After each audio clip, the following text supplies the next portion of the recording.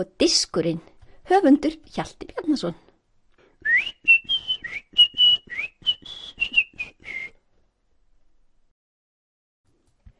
Takk og diskurinn, Freyjukettir norræn menning, önnur útgáfa 2010 og svo ISB númer.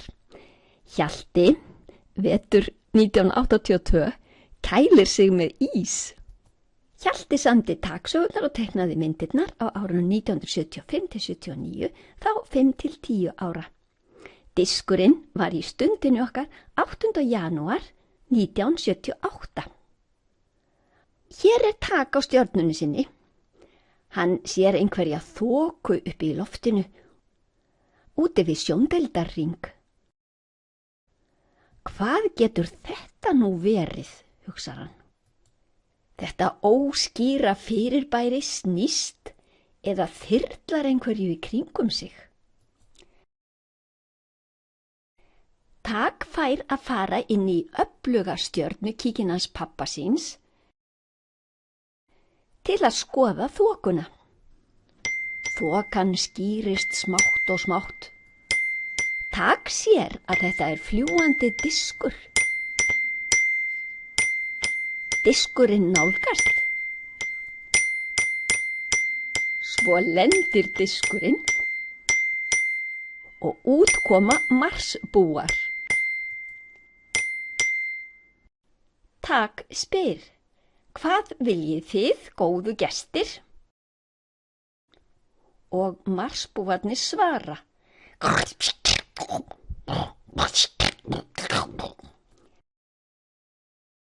Tak nær í orðabók, en hann finnur ekki neinstaðar orðin sem þeir segja.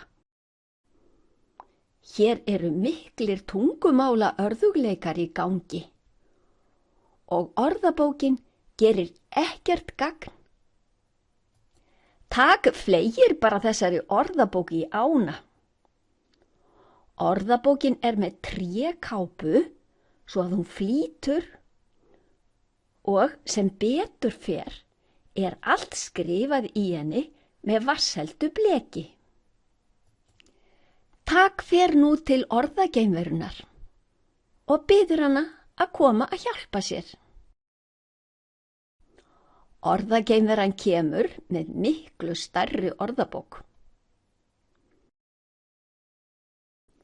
Þeir skilja loks að Marsbúarnir ætla aðeins að skoða þennan stað. Tak sýnir þeim stjörnukíkin hans pabba síns. Það þykir þeim mjög skemmtilegt. Þeir geta séð alla leið heim til sín. Tak sýnir þeim líka ána. Þeir fara fram á huldu, þar sem áin hefur grafið undan bakkanum. Marsbúarnir eru ofsa þungir og annar þeirra pompar niður.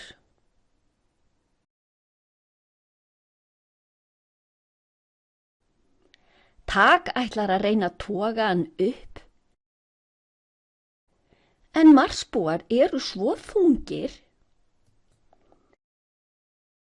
að Tak dettur einnig ofan í. Páfagaukur lyftigeimverunar sér þá í ánni. Hann kjaftar öllu sem hann sér og heyrir í lyftigeimveruna.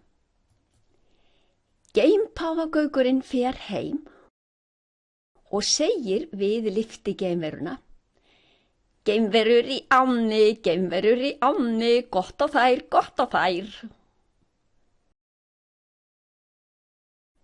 Lyftigeimveran fer til að ná þeim upp. Og það tekst. En páfagaukurinn datt nú sjálfur í ána. Lyftigeimveran segir: Fugl í ánni, gott á hann, gott á hann.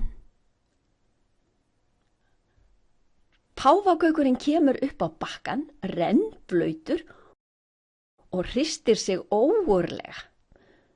Gusur standa í allar áttir. Þá sér lyftigeimurinn að þarna er hægt að fá ókeypis sturtu og setur upp skilti. Ókeypis sturta. En geimgaugurinn vill ekki fara aftur í ána. Hann gerir sig ofsalega þungan og feitan, því hann er galdrafugl. Hann er stríðinn galdrafugl. Hann gerir sig svo þungan að ekki einu sinni lyfti getur ýtt honum út í. Þá reynir lyftigeimveran það bragð að gabba fuglinn út í með því að gefa honum mola sem lyfti fleygir í ána. Þá mun páfagaugurinn minn koma blautur upp úr og hrista sig, hugsar lyfti. Geimpáfagaugurinn flýgur á eftir molanum og ætlar að grípa hann í loftinu með gogginum. En það tekst ekki, svo hann stingur sér í ána og eftir molanum, hvergi banginn. En páfagaugurinn finnur ekki molan, en finnur orðabókina sem fleygði. Hann ætlar að fara að éta hana. Ekki, kallar lyftigeimveran, þetta er orðabók.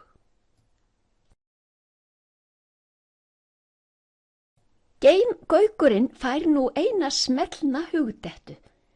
Hann ákveður nú að gera sig pínulítinn, svona á stærð við flugu.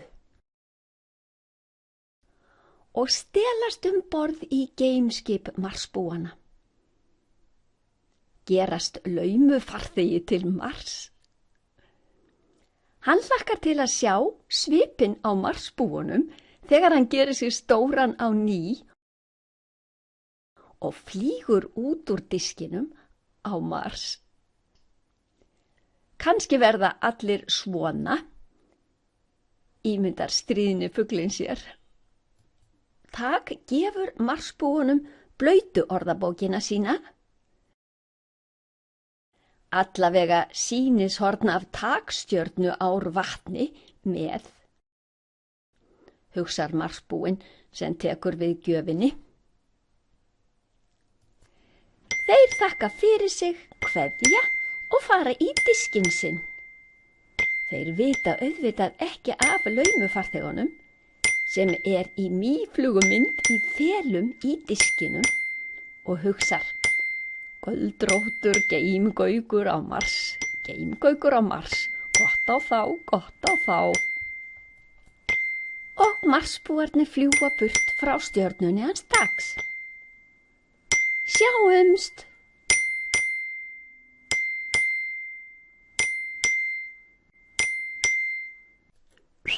30 taksögur, barn semur handa börnum.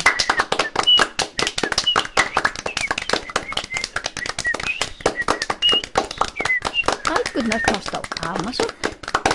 Þið getið bara farið inn á amazon.co.uk og slegið inn Hjalti Bjarnason.